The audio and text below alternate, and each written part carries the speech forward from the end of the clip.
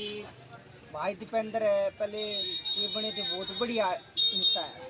ये काम भी ठीक करते हैं, सबकी सुनते हैं, सबके पास बैठते हैं, उठते हैं और अपने भाई की तरह रहते हैं। ये नेता की तरह नहीं रहते हैं जिसकी भाई नेता, ये आम आदमी नेता है। नेता किसी के सामने नहीं बैठता, ये हमारा भाई है, ये कोई नेता नहीं है। ये हमारे पास मिलता है, बैठता है, हमारी सुनता है, ये हमारा भाई है। बीजेपी के जो सांसद थे पहले और जो नेता रहे हैं, क्या कभी ऐसे मिले हैं? नहीं, कोई नहीं मिला। बीजेपी के तो नहीं मिले ऐसे। दीपेंद्र हुड्डा से क्या उम्मीद लगा रहे हैं? हाँ, ये भाई है अपना, भाई के तो क्या उम्मीद लगा सकते हैं? हम अपने भाई को ऊपर नहीं उठाना चाहते हैं, बस ये उम्मीद है हमारी। सज्जर शहर के विकास और की बात हम की अपने कंधे बैठा कर जिताएंगे अपने भाई को, वैसे नहीं। जाए, सज्जर शहर के विकास की बात की जाए, पहले जो विकास कार्य दीपेंद्र हुड्डा के टाइम में हुए हैं, हाँ। बीजेपी सरकार भी आई है, वे तो काम रुक गए, वे तो रुक गए। जो इसने जो काम करवाए थे वहीं रुक गए, वहीं तो काम शुरू नहीं हो रहे। ये भाई आएगा जब शुरुआत होगी इन कामों की। ये तो रुक गए वे काम। जो महंगाई है, टैक्स है, दुगना हो रहा है, सारे गुंडागर्दी हो रही है। तो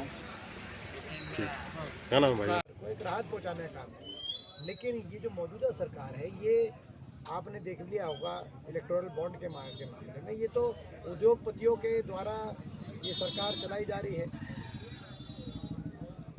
तो ये सरकार का जो फैसला है, ये तो केवल चुनावी फैसला है, एक चुनावी अपने वोट लेने का फैसला है। जनता को अगर राहत देनी थी तो ये पहले करना चाहिए था। इलेक्ट्रल बॉन्ड को लेकर कैसे देखते हैं आप? इलेक्ट्रल बॉन्ड की सूची जारी कर दी गई है एसबीआई की तरफ से। आपको याद होगा, मैंने 2017 में लोकसभा में जब ये बात आई थी, तब मैंने विस्तार से लोकसभा में सर्वप्रथम देश में मैंने ये मुद्दा उठाया था कि ये भ्रष्टाचार का औपचारिकरण, सरकारीकरण करने का एक माध्यम ये इलेक्टोरल बॉन्ड साबित होंगे। और संगठित भ्रष्टाचार, जैसे संगठित अपराध कहा जाता है, अब ये संगठित भ्रष्टाचार भाजपा द्वारा इसके माध्यम से किया जाएगा। उस समय पूरे लोकसभा में मैंने जब ये बात कही तो भाजपा वालों ने उस बात को का कोई जवाब नहीं दिया। और अब सच सामने आ गया देश के। माननीय सुप्रीम कोर्ट के आदेश के बाद जिस प्रकार से ये बातें आ रही हैं, कोई कंपनी जिस पे ईडी का कोई मुकदमा हो जाता है वो जाके बीजेपी को चंदा दे दे, किसी को कोई कॉन्ट्रैक्ट चाहिए वो जाके बीजेपी को चंदा दे दे,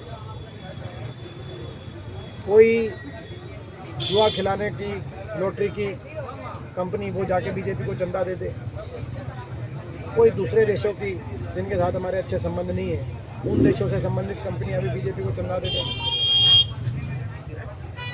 तो ये बीजेपी देश से बड़ी तो नहीं हो सकती।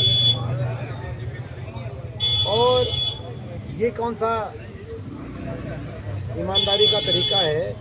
नारा था कि काला धन लाएंगे और सबके बाटे 15 लाख आएंगे। नारा बदल गया, नारा हो गया काले धन वाली कंपनियों से चंदा बीजेपी में लाएंगे और सबके बाटे नहीं सही, लेकिन उस चंदे के माध्यम से बीजेपी के बाटे अरबों रुपए आएंगे। आज दुनिया की सबसे अमीर पार्टी बन गई। और वो चंदा किस किस से लिया गया? वैक्सीन की कंपनी से भी चंदा ले लिया। तो ये मैं समझता हूँ कि ये तो बहुत एक दुर्भाग्यपूर्ण, इस प्रकार से भ्रष्टाचार का जो औपचारीकरण करने का काम भाजपा ने किया है, इसमें तो कुछ बचा ही नहीं।